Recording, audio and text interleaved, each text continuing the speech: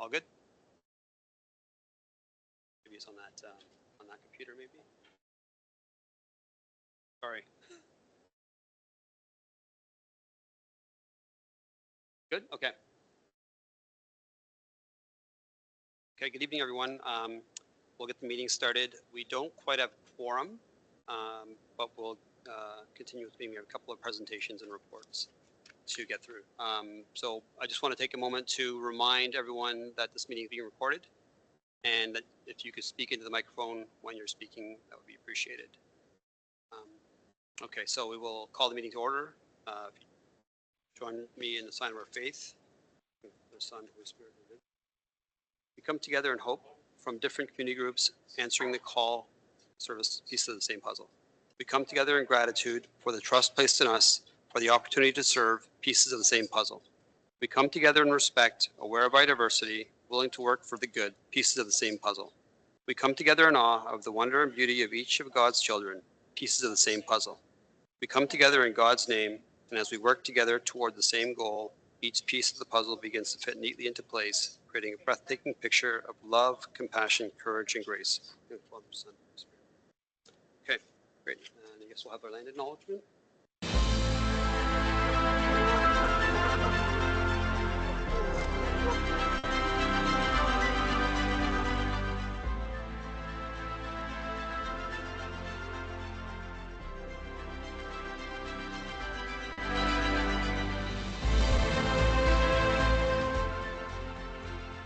As we know it today is rich in the history and modern traditions of many First Nations and the Métis, from the lands of the Anishinaabe to the Attawandaron, the Haudenosaunee, and the Métis. These lands surrounding the Great Lake are steeped in Indigenous history. As we gather today on these treaty lands, our Catholic social teachings call us in solidarity with our Indigenous brothers and sisters to honor and respect the four directions, lands, waters, plants, animals, and ancestors that walked before us. All of these wonderful elements of creation exist, gifted to us by our Creator God. We acknowledge and thank the Mississaugas of the Credit First Nation for being stewards of this traditional territory.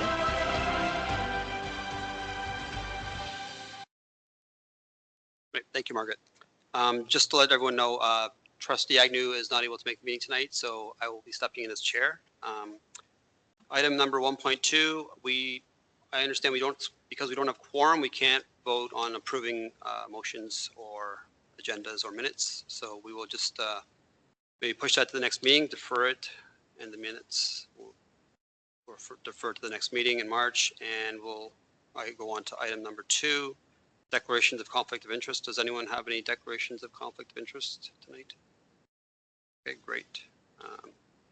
So item number 3 now, presentations.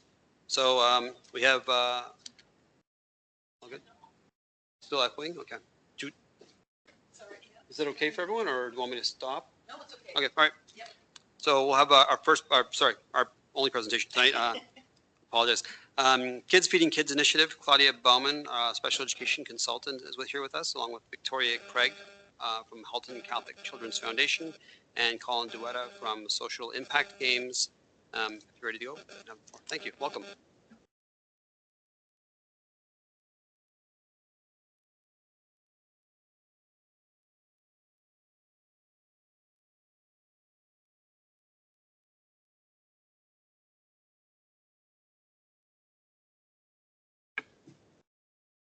Fantastic. Thank you so much for having us here today, and thank you for the patience of those of you who have seen this presentation before, but we will talk about it as much as you allow us. We will continue to come back. Small addition to the end of this presentation will be an update on what is now the board-wide initiative with some fantastic early results, but let's dive in. So my name is Colin Duetta. I am 25-year technical entrepreneur out of Hamilton. Over that time, I've been engaged in a number of different educational initiatives, from special education management software to educational gaming, and I am super passionate about the social impact which we are here to talk to you about today.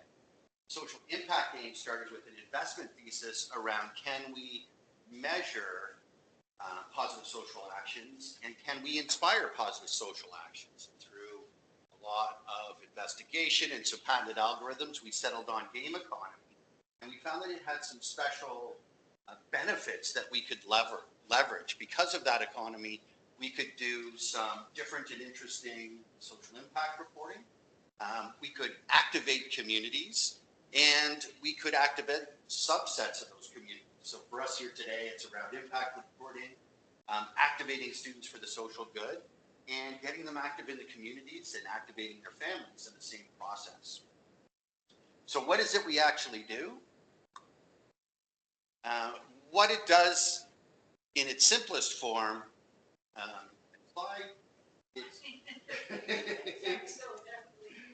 is it presents do-gooder challenges, and you complete those challenges evidenced with photos or videos or surveys or commentary, and you climb the wall. And at its core, it is as simple as that. Slide, please. Here's some examples of one of our recent ones where we leveraged the UN Sustainability Goals and activating around that concept. So you'll see the XP in the top right corner. Those are the gaming points developed by our algorithm. It essentially measures the impact, effort, and time of each challenge. It's tough to see because I talk with my hands. I have an Italian business partner, and I just got that through osmosis fine. And at the end of the day, you've got kind of a social media-esque kind of layout to the leaderboard. We find that this is an excellent opportunity because generally it's in a closed environment for digital, ethical learning and direction. And we have been vetted by all your security protocols and EPNO, which is the educational area.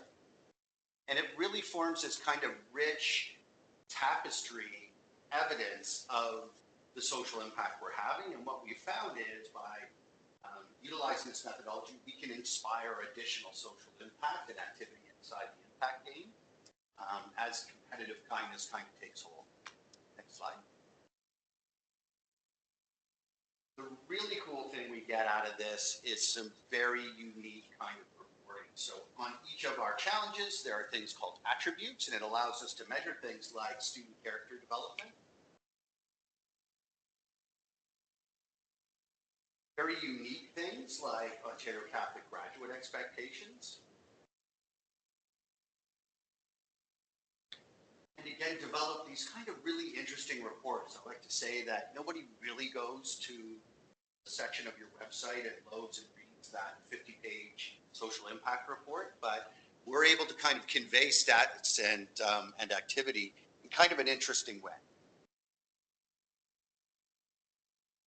And at the end of the day, the benefits for the students are really cool. Not only are we looking to condition kindness outside of the class ecosystem, but as they compete and play in the social impact games, they build what we call the change maker profile.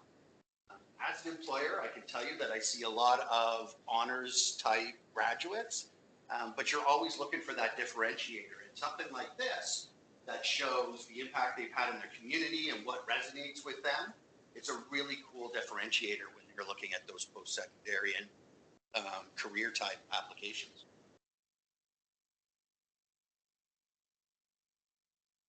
So we're here talking about what is a really exciting strategic partnership. And Claudia will take us through a little bit of the programs that we've run that have led up to this board-wide deployment that we've just started. But when we engage the business community, we really have this trifecta of impact. So the Kids Feeding Kids program is where we utilize our platform and engage the business community for sponsorships, and then the kids play the game and earn meals for kids in need within the board, which is our fantastic partnership with the great HCCF. And we found that through our pilots, this really resonated, activates this intrinsic motivator that they're helping their community out. Not only their community, but kids that could be sitting right next to them. It's just been a fantastic result. With that, I'll turn it over to Claudia, take you through a bit of what we've been up to. So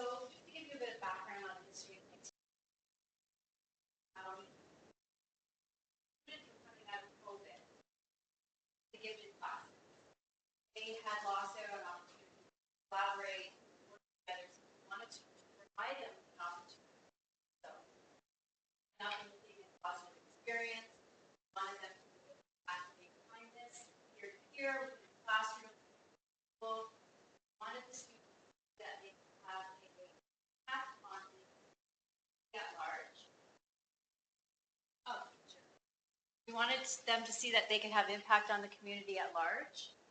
And we also wanted to infuse all our Catholic social teachings into the game. So our Catholic graduate expectations, our focus on faith themes, while we were tracking personal growth and character. So that's kind of where we started, and it was heavy at the time. So we wanted a light social highlight for these students. Thanks, Margaret. This sweatshirt is really hot, by the way. It's really thick fleece. But thanks for it, Victoria. So far, we've run 3 different challenges, and the students have been very engaged. The first challenge that we started with, we ran during the Lenten season. It was called Kindness with a Touch of Empathy. And students at the time were engaged in what is empathy? What is kindness? What is dignity? How do we make these things come to life? How do we connect them to our faith? And how do we make compassion, empathy, and dignity habits, things that we would do every single day in our routines, etc. So when the students started engaging in these challenges, it was really good for students who were practicing patience, spirit. It blended really well with our Catholic social teachings. And what we saw happening is there started to be some engagement with parents at home. So not only were students entering their challenges during the school day, they started entering them with parents at home. This particular one by Erica, the Bean Sprout. Her and her family were off in New York on March break, and they entered a challenge when they had bought some food at a market for a homeless person. So not only benefits for the students, but also at home.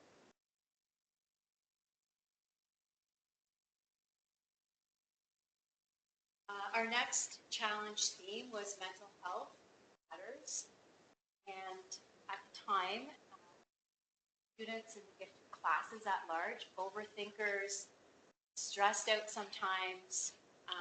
We wanted to provide tools for self-care, for reducing stress.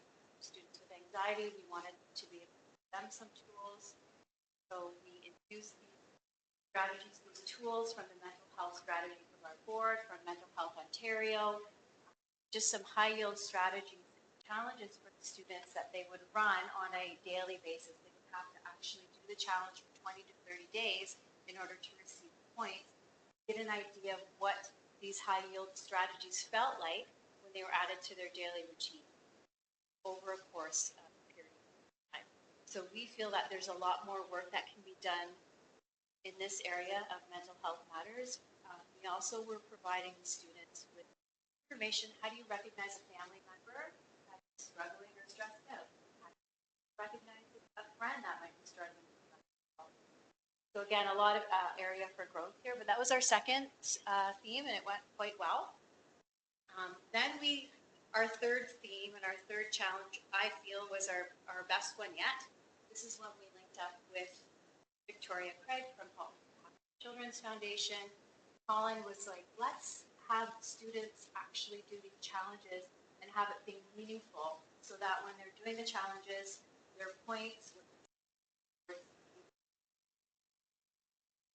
So again, we used the theme of the United Nations Sustainability Goals, which really jazzed our students up for some reason. I'm not sure why this particular topic was so interesting to them, but we want to further investigate that. In particular, they really moved towards challenges that focused on quality education, hunger, and poverty, which may go to the, say something about what we are teaching our students and teaching in general. Students completed up to almost 600 theme, and it went quite well. Again, some room to grow. So I'm going to pass you on to Victoria Craig now from the Children's Foundation. Oh, before I do, I forgot about this slide. So every time we would have run a challenge, we would go meet with the students. We would ask them for their feedback. We would try to improve it. How can we improve this? So we started just with the classes. Then we said, can we have these students have a leadership opportunity in the school? We're always looking for leadership opportunities for our gifted students. So we had our gifted students engaging with student council to bring it out to the rest of the school. Then we started competing school against school. Then we were looking at, okay, let's provide a really solid lesson or lessons on digital citizenship. How do we upload pictures that are appropriate? What do we put content-wise? There was learning that went there as well, and family at home challenges, and activating sports team in the spirit of bullying issues, bullying issues, really getting, preventative in some of those areas. Now I will. We are Victoria Craig. Hi everyone, I'm Victoria Craig. I'm the Executive Director of the Halton Catholic Children's Foundation. We work directly with the Halton Catholic District School Board to support students in need who suffer from financial barriers to learning. And we are a registered charity. We were founded in 2012. We have a board of directors and governance and audit every year and do all of that cool stuff that keeps us sort of in line with many other charities. We like to take care of children who don't have any other options. For instance, school activities with a fee, that might be soccer, football, or swimming, or whatever school activities end up costing money, whether it be for uniforms or whatever fees are associated with that sport. We'll also do school trips. So if there's grade 8 trips or grade 12 end of the year trips for graduation, sometimes that's out of reach for families, so we'll help provide funds so the child can go and not be left out from their peers. We also do basic necessities, for example, food while the child's at school. We make sure they have a lunch or a breakfast. If they need eyeglasses, we have agreement with lens crafters where if a student needs glasses, the family is unable to pay for it. We can send a letter to lens crafters. Lens crafters will provide a set of glasses for the child. They won't be designer or anything like that, but they will be a decent set of glasses. We also do school supplies, personal hygiene, learning technology. So any of the children in the school systems that need any type of learning technology will help pay for that. A lot of those can be very expensive, so that's why I say help pay for it. We can't, unfortunately, at this time, spend $10,000 on one piece for a child. We just can't do that. We don't have the financial, but we'll certainly chip in. Next slide.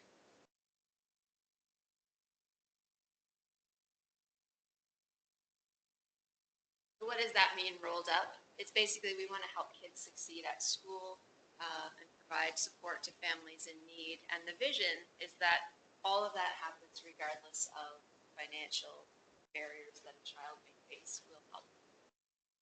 Next slide. So just to give you an idea of, I don't know if you can see that, it's pretty small, but at the very bottom, that's 2020 and 2021. Those numbers, I even have to move in to see that orange one. So we helped 328 kids on the bottom in 2020, and we applied about 40, moving all the way up to last fiscal year, which is 7 lines up. We helped 744 kids and spent nearly 140. So just in 4 short years, you can see that the need for funding has dramatically. Fast forward again to this year. Currently, so far this year, helped 456 kids, have $161,000 budgeted to help those kids. So, next slide.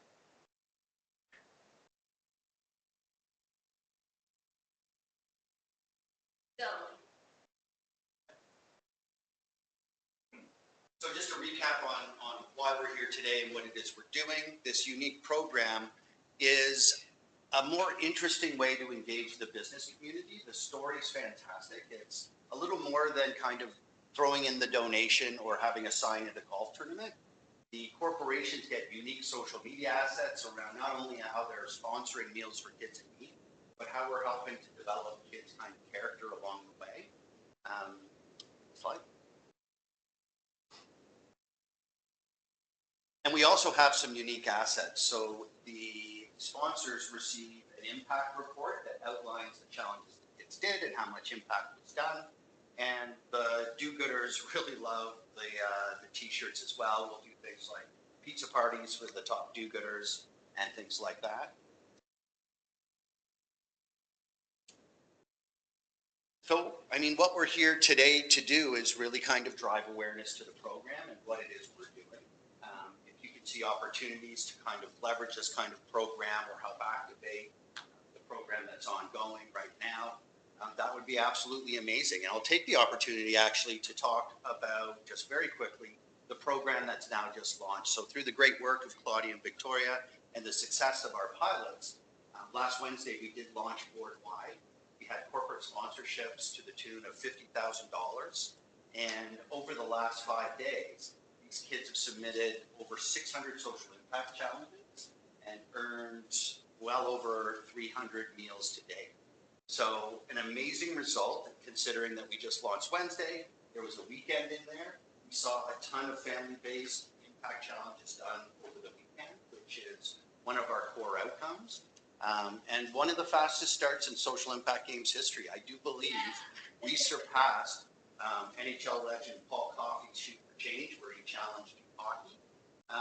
You guys had beat him. So he actually became a shareholder, so I'm looking forward to making that call to him in a couple of weeks as you kind of surpass, which I'm sure you will, our grand totals for impact done. So already a success, super encouraged, and really excited kind of. Yeah, it's really exciting for a couple of reasons. It's a win-win for everybody. Kids get to play one of the things they like to do, which is play sort of video type games. And although this isn't like, you know, a traditional video game, it does have the technology side to it. It's fun. It encourages kindness. And it also raises money for our foundation. So for that, I'm very grateful for Colin, Claudia, and specific mention Cassandra and John for, as part of the board, just helping us move this initiative forward. It wouldn't be happening without these 4 wonderful humans in this room. So thank you very much for all your support. Yeah.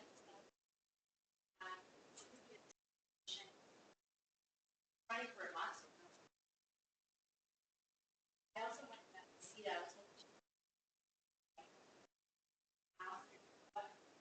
That you have, how can we put data into some of the challenges so that we can work on racism on our board.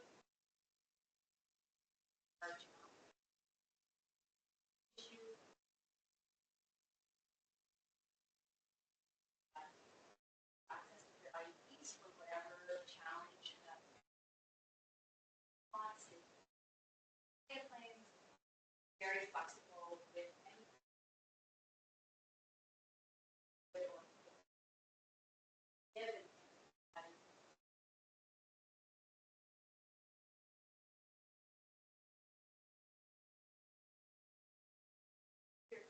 appreciate it. Thank you very much.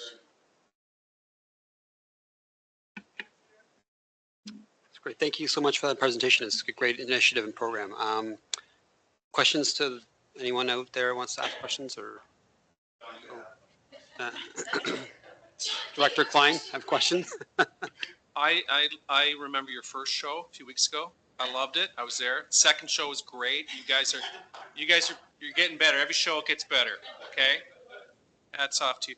No, it's just a tip of the hat, really, to say that you know what we're seeing here really typifies this board and many other boards. But it does show the strength that we have in terms of having roots in the community and recognizing that we can't do it all ourselves. I love the idea that this empowers our students, this engages our students. When students, well, any one of our children feel that they're somehow connected to something bigger than themselves, bigger than their family and their community, it's always good. For them then to connect it to our Catholic social teachings, which certainly I would think about the dignity of the person it comes to the fore, and preferential options for the poor, however you define poor, but getting first call to the table, I think is really important. Wherever they go in life, I think you would hope that our sons and our daughters somehow keep that in their heart and will respond to the world wherever they are in kind. So we can't do what we do without these partnerships, and we're very, very grateful for them. All of you do. So thank you. That's great. Thanks, Director Klein. Does anyone else have any other questions? Or I just have one quick question. Maybe I missed it. I apologize. But how is this being launched? Is it like on social, like on X or on Instagrams or on the website? Like how is the students and the parents having this communicated to them? There was communication sent out through Parent Communication Network. Okay. And the platform is a separate website, socialimpact.games. Teachers are given a coach code, players are given, students are given. Yeah. And prior to the launch, we actually brought together a bunch of key leaders from the school board,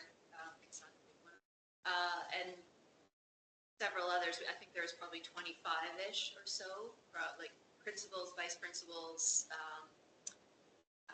There was a CERT on there. There was a social worker, different areas of the school system, and they all brought their individual wisdom. Some were secondary, some were elementary, and basically we just asked a lot of questions, and they kind of guided us on what would work for them versus, how does, I know what we need, but what do they need to help us succeed? How do we all succeed together?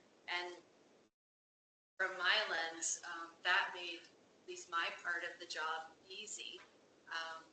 Have people backing you that have basically a big voice within. From those meetings, we created a toolkit that went out to one space that guided them to get those to control. Here's a video that you can share with the community. We also went and met Senate heads in the high schools and asked them to be the champions of their school.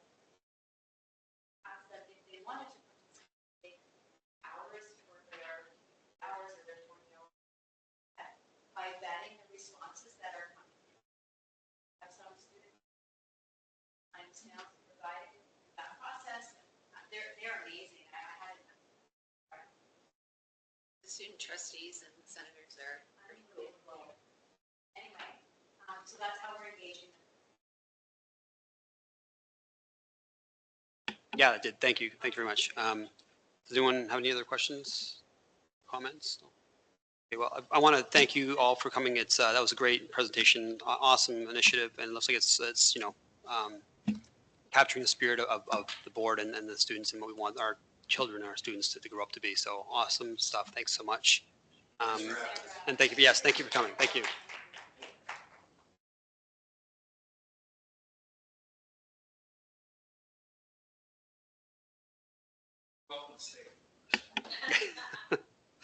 So we will move on to item 4. That was a great presentation, great information. So approval of the minutes, I mentioned earlier, we don't have quorum, so I don't believe we can approve the minutes from previous meeting of January 27th. So we will defer that to the March meeting. And we will move on to item 5, business arising from previous meetings. 5.1, summary of outstanding items from previous meeting. The table for outstanding items was in your meeting package sent out by Margaret last week. There's only one item on here. It's the ONSIS report summary. I don't know if we're doing a report on that. Sorry, Superintendent. It's becoming through you, Chair. Yeah, go. Sorry. Yeah. It's becoming a standing item. We had collected and provided information in the process. The criteria had changed, and so we resubmitted. I believe it was January, but at this time I don't have the report. But the next collection is March 31st, so who knows, but I'm sure we'll be able to provide those data points. I can also turn everyone to the attention of our special education plan that does capture the number of identified and non-identified students in both elementary and secondary, just to give a sense of some of the trends, but we'll be able to provide that information. That was my oversight. So. All good. Thank you, Superintendent Jack Caldera. So we'll look for that for on a future meeting. We'll I guess will be April's meeting at the earliest, I think. Is that right? Likely? Hopefully March. Oh, hopefully March. Okay. Okay. One and then Okay, great. Thank you. Okay,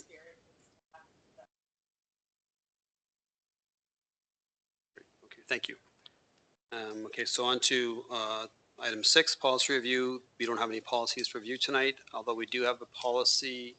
Sorry, I'll pass over to you, Superintendent Jacqueline. Through you, Chair.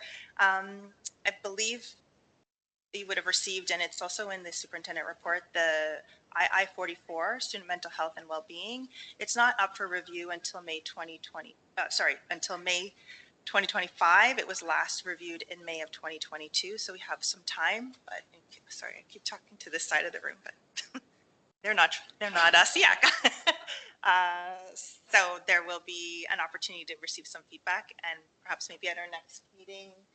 That's March. Maybe our April meeting will solicit some feedback, so you have a couple of months to prepare. We expect high quality feedback for this one. Great, thank you, Superintendent Jack Caldera. So we will then move on to, we're moving along here. Moving on to item 7, action information items. I don't think we have any action information items on here, so we will skip on to item 8, board committee updates from SEAC representatives. Item 8.1, so Autism Ontario has an update. Not here. Okay. Autism Ontario does an update maybe for, we'll defer that to, sorry, that's my oversight there. Oh, is it, okay, is it in the package? I'm sorry, okay. So it's in the package, you can review it on there, and we will move on to the next item. Item 9, communication to SEAC. Trustee Powell was unable to attend tonight. We put Trustee Saunders on the spot. Are you okay to go? I'm good. Okay, great. I'm good. Thank you very much. Trustee report. So for our trustee report, so in our last meeting, we had a very exciting update on math from Superintendent Strippick. He's talking about some programs we've got running, Knowledge Hook, the digital math tools, Caribou math contests, and some tutoring support. And the sort of the upstart is that we're seeing some very outstanding performances. A lot of our students and our schools are placing first in the top 5% in the world in a lot of these math contests. So, and also we're seeing improvements in terms of math for our students. So it seems to be a good program that is moving forward. And he was very enthusiastic about what we're doing, and he had many slides about it. So that shows you how interested he is. So good news is we're doing better in math, and we're achieving quite good. We had some policy discussions on sort of medical conditions, school sites, how big schools are, photography, advertising, and sales reps, and then those were just very good reports. There was one on fundraising that we had a lot of discussion about, and that one is going back to our policy committee to discuss some amendments that some of the trustees had brought forward. So that'll be our next policy meeting in April. There was an action item. We approved the school year, the coming school year, so it looked pretty good. And I think there was a message that came out from the board to parents, just out telling them what to look forward for. There was some discussion. There was something called a use of unallocated funds. So they're looking at security, technical upgrades, and a position called attendance support person. So that was a presentation by the superintendent of finance.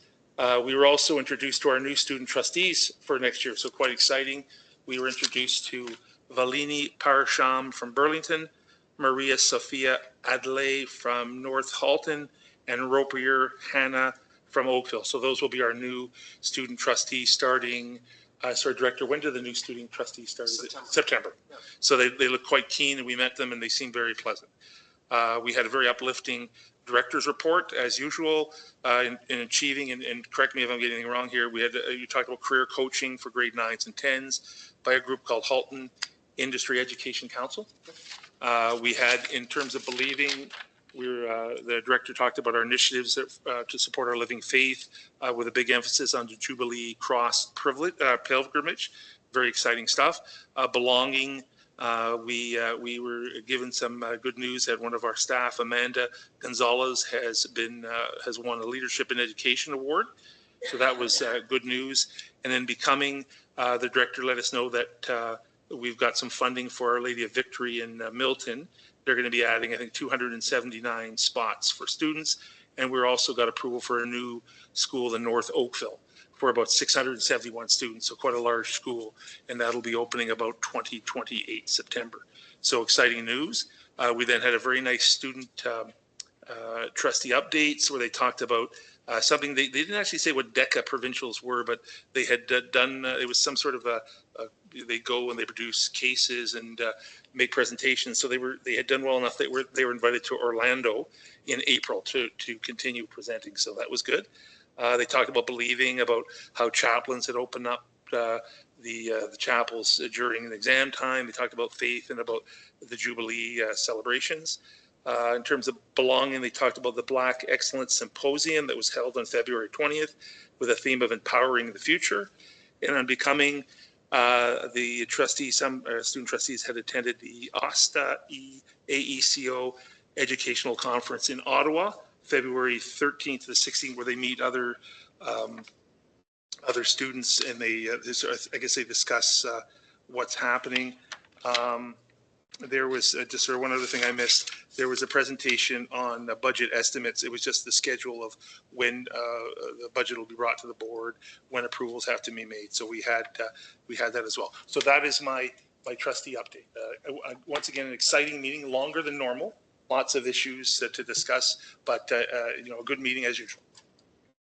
Thank you, Trustee Saunders, and I appreciate that you had to put that together really quickly, and you found it when you arrived. So I appreciate that that very fulsome report from the trustee table. So, is there any questions for Trustee Saunders? Just this side, right? Okay. Okay. Well, we'll move on to item number 9.2 then. Superintendent report from Superintendent Jack Caldera. Go ahead. Thank you. Thank you, Chair. Good evening, everyone. So I have the unique position where I've followed the trustee report, and now I'm going to eliminate some things from my report because it's usually the other way around. So it was mentioned that we did elect 3 new student trustees, but I wanted to thank the outgoing trustees, Lauren McGuire, Sophia Filbert, and Isabella Yobera, who have been fantastic and advocates of special education. I've met personally with Lauren, who really wants to advance the work that we're doing at the Senate level. And so I wanted to extend a thank you to those trustees for their service and wish them best of luck in post-secondary. Last week, our board was invited to participate in a Special Olympics Unified Champion Schools presentation. This program integrates 3 key pillars to create a culture where every student is valued and included: inclusive sport and health, youth leadership, and whole school engagement. So we were able to receive some information. We're looking forward to putting the information we received into action to further our work that we are already doing with Special Olympics. January 28th, so just after our last meeting, we had our first ABRSC, which is our Anti-Black Racism Steering Committee. That's the name it currently holds.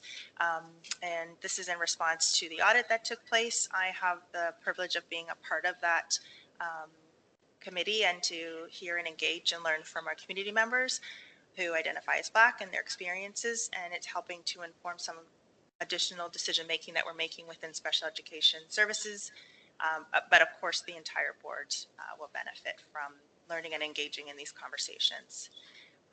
And I've been invited to meet with our ABC representatives. Jessica Lim is one of them, and I look forward to some conversation. And wanted to just extend, if there's any other representatives from SEAC who would like to sit down, have some FaceTime, so that I can learn and understand how we're meeting the needs of our students. That's an invitation that's out there as well. I've included all the recognition for the remainder of February and for all of March. I know we meet March 24th, but thought it was important to include all of them so that you are aware. I know some of them are attached to wearing special items to school, for example, World Syndrome Day, where there's lots of socks day. So we wanted to make sure that everyone is included and has a chance to participate. Trustee Saunders already spoke about our Black Excellence Symposium, which I had the privilege of being able to attend for part of the day to listen to one of the motivational sessions. And it was just a great opportunity to see the tapestry of students who identify as Black in Halton Catholic District School Board come together in one space. And of course, there was good food and music, but there was also really rich conversation. And many of our students come with a variety of experiences and voices to share. So it was really a day of learning and listening and being part of the culture. Mark your calendars. Hopefully we'll have quorum for that meeting, but March 24th we'll be presenting the Spirit of Inclusion recipients. So just wanted to put that on your calendar, as well as mentioned at the last meeting, our Best Buddies Dance is taking place on April 29th. I've already shared that the policy for May 2025 is up for review, I-44. Some communication to parents this month. So we began term 2 and concluded the parent-teacher interviews. I know it was impacted by some heavy snow, but hopefully everyone had a chance to engage with their families and then, with their teachers who are like family, I guess, about progress for term 2. We've already started developing a life skills survey. So parents, families who have students who are enrolled in the program will have an opportunity to provide some feedback. And we'll use that feedback to help drive some decision making for next year and some priorities for next year. So really exciting to receive that information from parents. And then there was, speaking of the weather, just a moment ago, there was a postponed Ready, Set, Go kindergarten information session.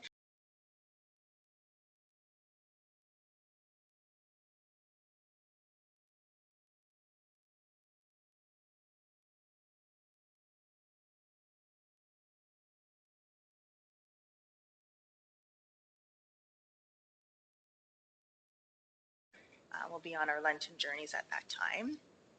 So there's some additional details about the Best Buddies Spring Dance. It is taking place at Holy Trinity, which were gracious hosts last year. And on February 21st, we hosted an itinerant EA meeting with presentations from our SLP department on partnerships with our AAC devices and from our ICYC department on Tier 1 CYC programs and strategies.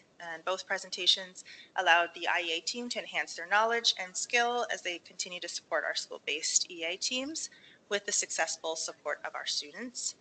We continue to actively recruit, and with weekly interviews average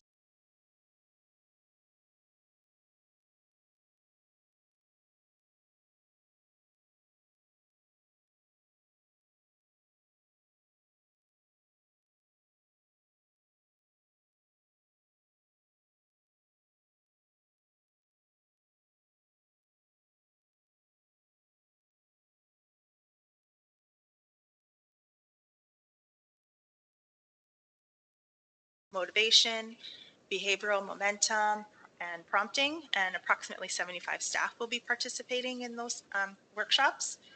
Our SLPs and CDAs participated in a virtual conference by the American Speech and Hearing Association called Working Together in Schools.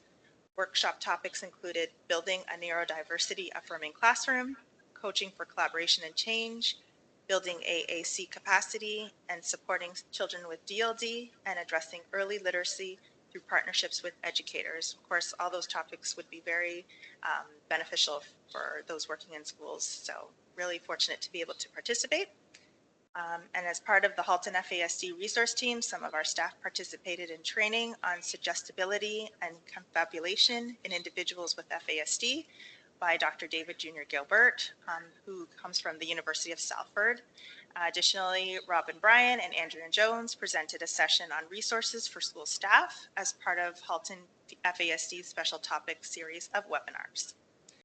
And from our psychology department, Dr. Leanne Yon, growth mindset presentation took place January 21st. The psychology team also provided presentations supporting students with ADHD on the 27th and 31st, corresponding to the PA days for both elementary and secondary. And the EAs and other staff also benefited from receiving that information. Individualized presentations on ADHD for schools were also provided on that day, on those days. Jenny Archibald and Chalea Novelli provided CATIA training in person for certs on January 21st. And our psychology staff attended training in the ADOS or ADOS, Autism Diagnostic Observation Schedule assessment tool. And we also have one psychology staff member attending the STRONG training. I know there's lots of acronyms. Please don't ask me what those acronyms stand for. But if you do have questions about what the acronyms stand for, I can get that information for you. And then our CYCs, they received training from the Settlement Services team on February 18th about the various services provided by the team and explored different ways to collaborate in supporting student mental health and well-being. So that's the CYCs learned about what the settlement team does, and then it was a really great opportunity for them to see opportunities to support our families when they do transition to our school board. An itinerant CYC presented at a CLC PD session for secondary life skills teachers on social-emotional learning programs offered by CYCs, as well as provided resources educators can use in their classrooms today, and that'll take place on February 27th. Itinerant CYCs delivered a presentation on February 21st to the itinerant EAs on emotional regulation strategies, building social skills, and coping skills. From our social work department, I'm almost done, the second last update. The social work department participated in training provided by School Mental Health Ontario on substance use among students called Screening, Brief Intervention, and Referral to Treatment. This training incorporated the use of effective screening tools and motivational interviewing with students. And at the December 2024 SEAC meeting, information was shared about the mental health modules currently being taught in grade 7, 8, and 10. The Ministry of Education has since updated the grade 7 and 8 modules to be available in American Sign Language and Langue de Signes Québécoise. So it'll also be available in French Sign Language. So more information will be shared as this content is updated, which I think is amazing. And School Mental Health Ontario has also released a parent and caregiver toolkit with resources to support mental health and well-being in families. The By Your Side resources can be accessed online, and the link has been provided so that you can share if you have questions or for your own knowledge. And finally, updates from our coordinator and consultants. Planning is underway for the SEA Technology Showcase event. So another date for your calendars, April 24th, 2025. From 6 p.m. to 8 p.m., students in grades 4 to 12 plus who utilize SEA technology can apply. There will be a guest speaker, DJ Cunningham, who will be our keynote that evening, and prizes will also be provided. And the recruitment for our next cohort of Project Search interns has begun. The applications are now open, and we will accept until March 7th, 2025. The application link is also included, and a recorded presentation of an information session is available on our YouTube channel because that was also impacted by the snow. And you can find the Project Search flyer also in the report. That is it. Great, thank you, Superintendent Jacques Caldera. Always lots of great content and information in there. Does anyone have any questions for Superintendent Jacques Caldera? No? Okay, well, thank you for your report. That's quick. Perfect. Thank you for your report, Superintendent Jacques Caldera. So we'll move on to the next item. Item 10, SEAC discussion items. We didn't receive any discussion items. Does anyone want to ask anything or discuss anything tonight? No. But maybe with more people, we would have more questions and items. So we'll move on to item 11, meeting summary and next steps. So on the deferrals, we'll defer the minutes approval to the from the January 27th, 2025 meeting to the March meeting. Do we agenda as well, or is that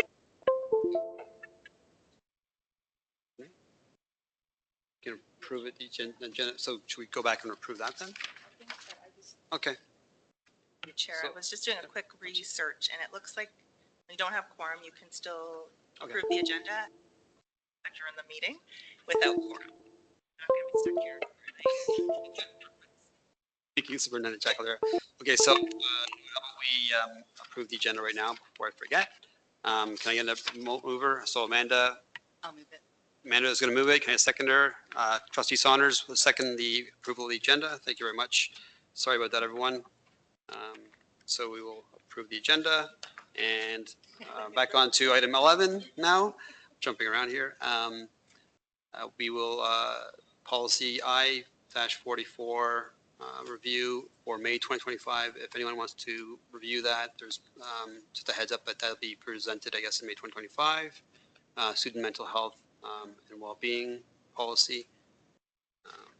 We also have, I guess we'll ask Brianna if she wants to do the autism report for the next meeting, so we can offer that to her if she wants to speak to that. And I guess that's it. Now, have I missed anything? No. Okay. I want to thank our guests for a great presentation tonight.